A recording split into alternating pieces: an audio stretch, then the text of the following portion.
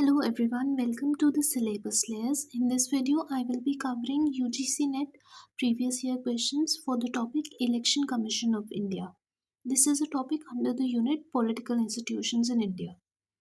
So the first question which was asked in December 2015 was, which of the following is not recognized as a tension area in the Indian Federation? Which of the following is not, नहीं ये गलत लिखा है, ठीक है, तो इन सब में से जो ऑप्शंस दिए हैं वी हैव टू टेल कि इन सब में से विच इज नॉन कोई भी टेंशन एरिया नहीं है या there is no as such controversy involved in which of the following options. तो पहले क्या है इंटरस्टेट काउंसिल. तो इसमें this is basically an organisation for interstate cooperation. ठीक है, तो इसमें देर इज नो कोई भी टेंशन एरिया नहीं है. ठीक है, नेक्स्ट क्या है article 356 which is president's rule in a state, है ना. तो ये काफ़ी कंट्रोवर्शियल है. यू माइट हैव सीन के मैनी गवर्नमेंट्स ऐसे ही लगा देते हैं president rule just because an opposition government is ruling in that state. ठीक है, तो this is a controversial part of the constitution. फिर है role of the governor. Again this is a tension area because the role of the governor, see governor is an agent of the central government. ठीक है, so if the state government is a different party then oftentimes they are at loggerheads with each other. ठीक है, तो आपने तमिलनाडु में अभी recently देखा ही होगा the Tamil Nadu governor is often disagreeing with the Tamil Nadu government. ठीक है, तो काफ़ी बार न्यूज़ में आता है ना. नेक्स्ट क्या है यूनियन स्टेट फाइनेंस रिलेशंस. ठीक है, तो ये भी टेंशन एरिया है. Then union state financial relations, again this is a tension area because see for example GST के टर्म जब आया था when it was rolled out there were a lot of protests by the states saying that they will be losing their sources of revenue. Apart from that जो हमारा finance commission भी आता है उसमें भी यू माइट हैव सीन के people the states had expressed their concerns कि हमें appropriate amount of money मिलेगा कि नहीं. For example, the southern states, Kerala वगैरह, they had expressed their concerns कि since we have reduced our populations, will we be receiving similar amount of money or will we be at a disadvantage. ठीक है, तो ये सब problems चलते रहते हैं इन सब में, है ना. So the all these three are tension areas. The only thing which is not a tension area is the first one, that is the interstate council. So the option will be only one. ठीक है, next question जुलाई 2016 का है. which of the following statements about the right to negative vote are correct? So the first statement is the Election Commission of India wanted none of the above button on the EVM.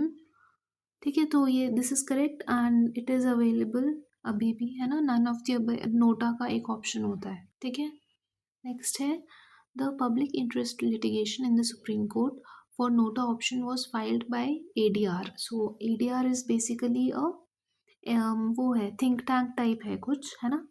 However this statement is wrong because it was not filed by ADR but rather it was filed by PUCL, people's union for civil liberties. उन्होंने file किया था PIL for NOTA option के लिए, है ना.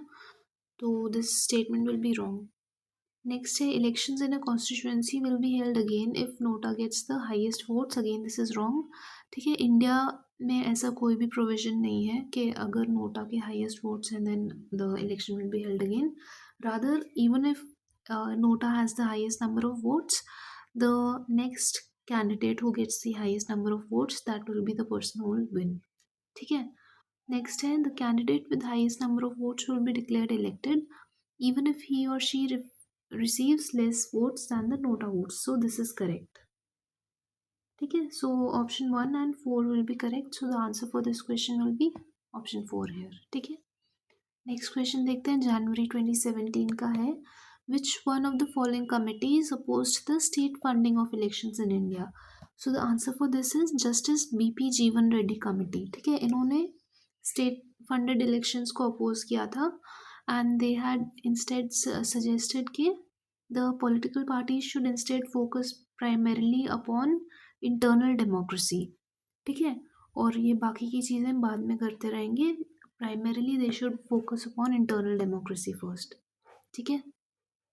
जो बाकी के कमिटीज़ हैं जैसे Indrajit Gupta committee, Dinesh Goswami committee etcetera, they had promoted, मतलब they were in support for state funding of elections. Next question है 2017 नवंबर का. Since when the Election Commission of India has become a three-member body? So the answer for this is 1993. ठीक है.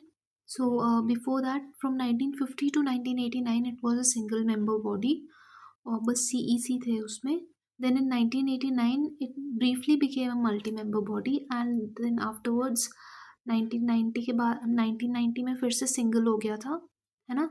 And फिर 1993 से अभी तक it has been a three member body. ठीक है. नेक्स्ट क्वेश्चन नवंबर 2017 का है. Who was the chief election commissioner who wrote a letter to the president of India recommending the removal of election commissioner? So this was N Gopalaswamy. ठीक है. 2009-2008 के around ये conflict हुआ था.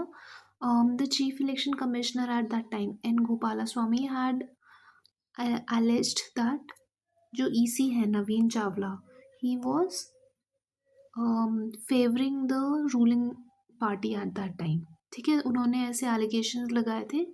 However even though he had recommended the removal हुआ नहीं था because president had rejected the recommendation. ठीक है. So that is what had happened there. N Gopalaswami थे CEC और उन्होंने ही had recommended the removal of Navin Chawla who was the election commissioner at that time. ठीक है. और आर्टिकल 324 क्लॉज 5 के अंडर आता है कि the removal of N election commissioner requires CEC's recommendation. ठीक है. नेक्स्ट क्वेश्चन देखते हैं. जुलाई 2018 का है ये. Who calls Election Commission of India as an effective bulwark of free and fair elections? So this statement was given by Rudolph and Rudolph, Lloyd and Suzanne Rudolph in the book In Pursuit of Lakshmi. ठीक है. So this is a code based question. These are very commonly asked nowadays. ठीक है. तो इसमें match the following type भी आ सकता है. So it may be repeated in the coming years. So you should know this properly. ठीक है. So despite challenges, institutions like the ECI provide a bulwark for India's democracy. ऐसा लिखा है उस book में. नेक्स्ट क्वेश्चन दिसंबर 2018 का है. This according to me is a tough question. ठीक है. क्वेश्चन था 2018 में पूछा था ये क्वेश्चन और 2014 इलेक्शन के बारे में था ये, है ना, लोकसभा इलेक्शन के बारे में.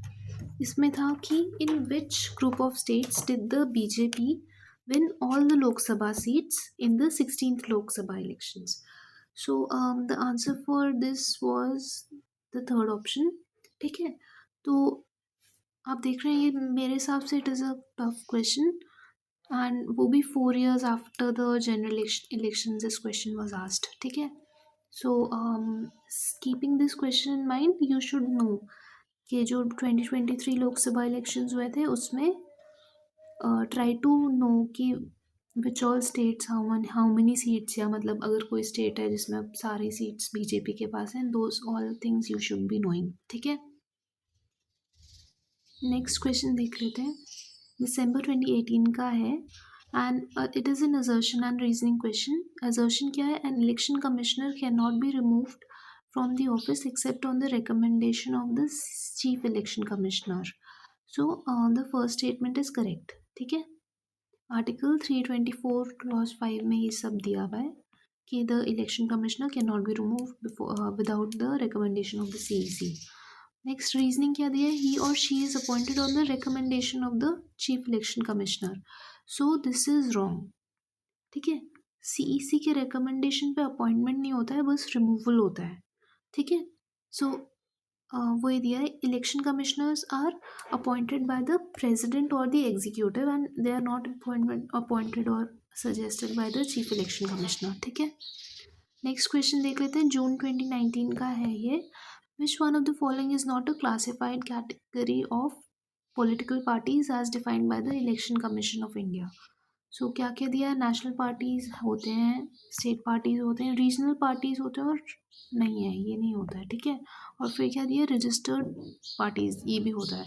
सो this is wrong here, so the answer will B regional parties, ठीक है। रीजनल पार्टी एक बस कोलॉक्वल टर्म है जो हम लोग ऐसे नॉर्मली न्यूज़पेपर्स वगैरह में यूज़ करते हैं, it is not an official term, ठीक है। नेक्स्ट दिसंबर 2019 का क्वेश्चन है, which statements are true about an election commissioner. क्या क्या दिया है, is appointed by the president, so this is correct. Next है, removed on the same ground as the Supreme Court जज, so this is wrong. Only the chief election commissioner is removed on the same ground as the Supreme Court जज। बाकी जो हैं election commissioners, they are just removed if the CEC recommends so, ठीक है।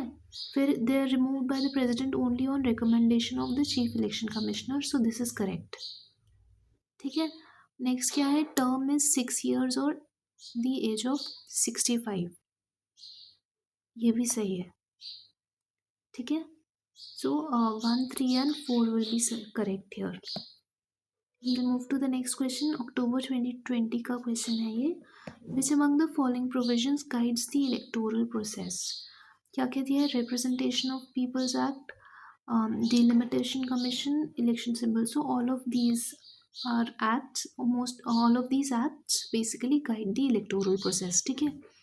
along with this ये भी आ जाएगा RPA 1950 का, ठीक है। नेक्स्ट क्वेश्चन अक्टूबर 2020 का ही है, inter state council consists of the following members. तो क्या क्या दिया है, प्राइम मिनिस्टर, अच्छा मतलब which of the following members are present in the inter state council. तो प्राइम मिनिस्टर होता है, CMs भी होते हैं ऑल स्टेट्स के, CM of union territories with legislatures होते हैं, 8 यूनियन कैबिनेट मिनिस्टर्स नहीं होते हैं, 6 होते हैं, ठीक है। Then administrators of union territories not having legislatures, this is also correct, ठीक है। So the answer will be these options 1, 2, 3 and 5, ठीक है। And it includes 6 cabinet ministers, not 8, ठीक है। So that is all for this video. Thank you. Kindly like, share and subscribe to our channel if you found this video helpful. You can also follow our Telegram channel for any updates. Thank you.